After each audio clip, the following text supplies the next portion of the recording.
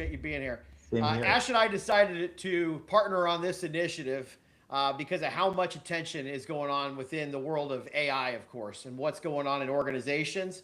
And I'm going to ask Ash a few questions to share a little bit more about Atlas and what it's all about.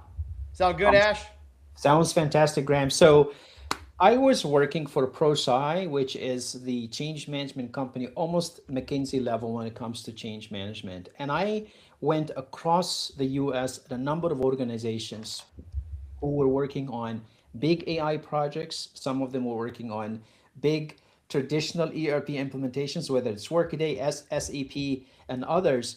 And the fascinating thing that I saw happen in every one of those situations was it wasn't the technology that was stripping these organizations up, it was the human side of business. It was how much impact these initiatives are having on people and how the leaders need to figure out how to manage and get everybody to believe in the vision and make things move forward. So that's really what inspired the program, the Atlas program, because a lot of organizations are so actively trying to pursue AI initiatives, but a lot of them are tripping up and we just fascinating to see the level of failure that's happening based on the number of studies coming out of MIT and Harvard.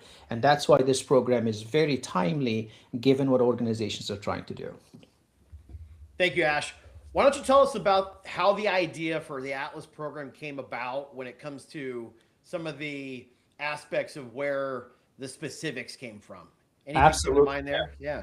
Yeah, so as I was working at these companies, whether it's Workday or the state of Washington, the San Francisco Airport Organization, Boston Scientific, and a number of other companies, again, the struggle that they were having was how can they, number one, help leaders who are being asked to sponsor and lead these initiatives, understanding what does it actually mean to be a sponsor. And that essentially means that these leaders need to have an evangelist side to them, a storytelling side to them, someone that understands how human beings survive and thrive when it comes to change. And that's what I've discovered, that understanding this idea of stakeholder engagement and stakeholder centered change is what it's all about. And what this program does, it helps all of those leaders that are being asked to program manage and lead change to figure out how do I actually build the conditions for success for these initiatives. And that's really what inspired the whole program. And then how exactly does the program work itself when it comes to the X's and O's of how does the program execute? How do you teach people things of that nature?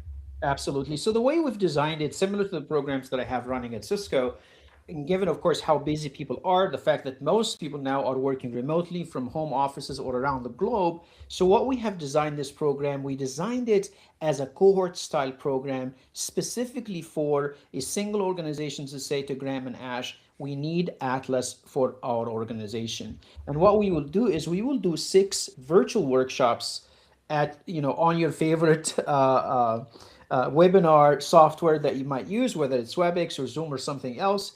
So we'll bring these leaders together in 6 virtual workshops, but then the magic does not stop with these 6 sessions. What we actually do afterwards is we basically think about how can we handhold these teams, bring them together in 12 pods that happen on a bi-weekly basis.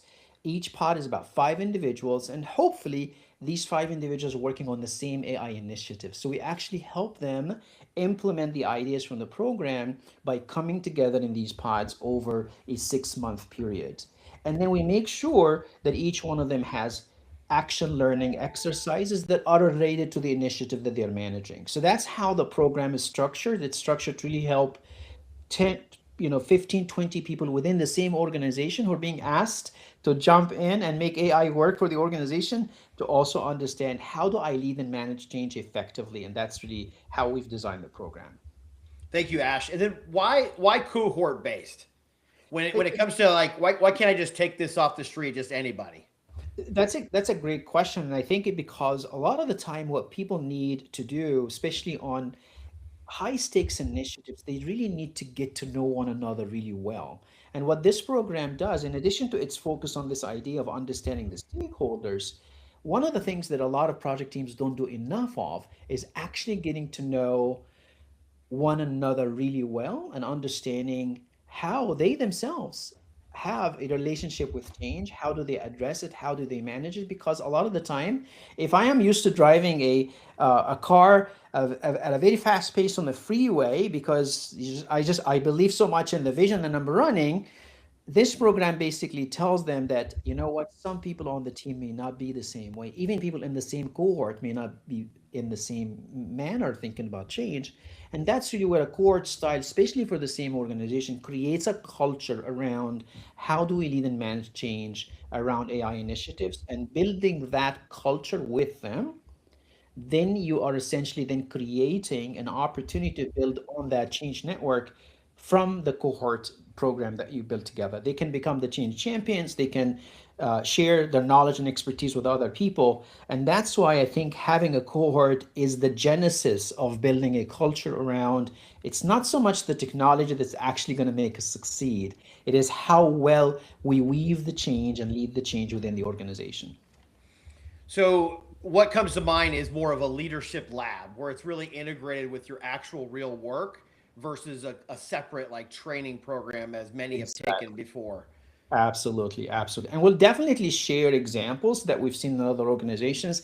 And I think the fact that we are going to take the projects that they're working on and make sure that we take them sequentially on how do I build a stakeholder map? How do I build a sponsor engagement plan? What does this look like when I need to work with the specific leaders and help them articulate the vision and the story behind the change so that they can become much more effective in getting the point across within the organization and also understand that this is an iterative process that they need to engage these audiences in.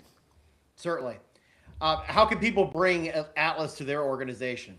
They need to reach out to Graham or to Ash on LinkedIn. Definitely reach out to us, Ash at executivegreatness.com. And I'm sure Graham on his LinkedIn profile, you can find his contact information.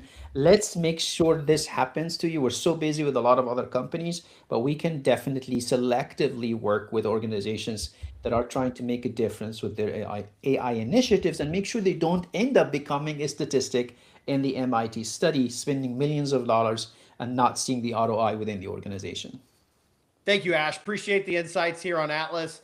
And we'll hope to see everyone also on April 28th for those interested. We'll have a couple from the C suite in technology space joining us on April 28th at 12 p.m. Eastern as well. So looking forward to that.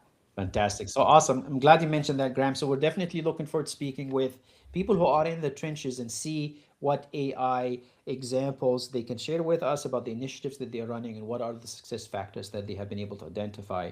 Thank you so much, Graham, for mentioning that as well. So Thank definitely join us. Yes, definitely. We'll see you then. Thank you, Ash. Appreciate your time. Thanks, everyone. Thanks, Graham. Bye.